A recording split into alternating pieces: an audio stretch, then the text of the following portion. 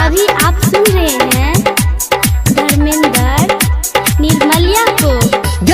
छोटी छोटी दिल के चोराब छा जब नैन से नैन लड़ाब छा।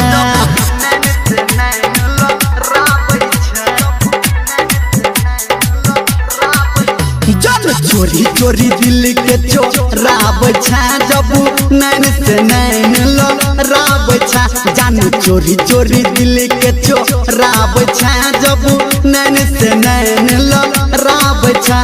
बक मीठ मुस्कान कान बोरी के समान हमरा मन में आए गला गहाब छा। जानू चोरी चोरी दिल के चोराब छा जब नैन से नैन लड़ाब छा। जानू चोरी चोरी दिल के चोराब छा जब नैन से नैन लड़ाब छा। डीजे उमेश सुखीपुर बाजार।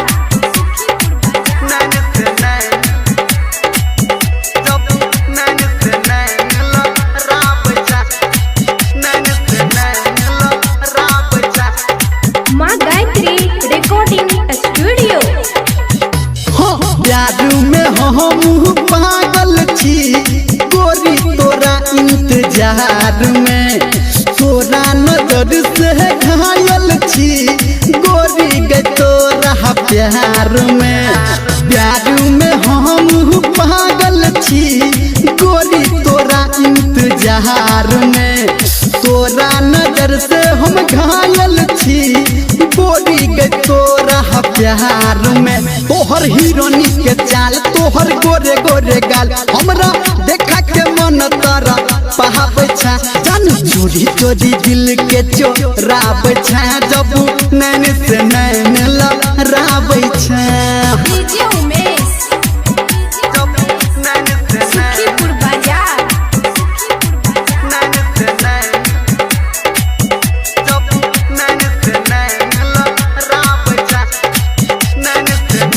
अभी आप सुन रहे हैं धर्मेंद्र निर्मलिया को। जानू तोरा आगे फीका गे कोले कोने विश्वास गे। एना ने हमारा सपना देखा के तोर ने रानी आस गे। जानू तोरा आगे फीका गे कोले कोने विश्वास गे। एना ने तोरी सपना के हमर लागलिया आस गे। कहो संजय गौतम संगे संगे धर्मेंद्र हमरा दिल के खूब धरा कहाब छा।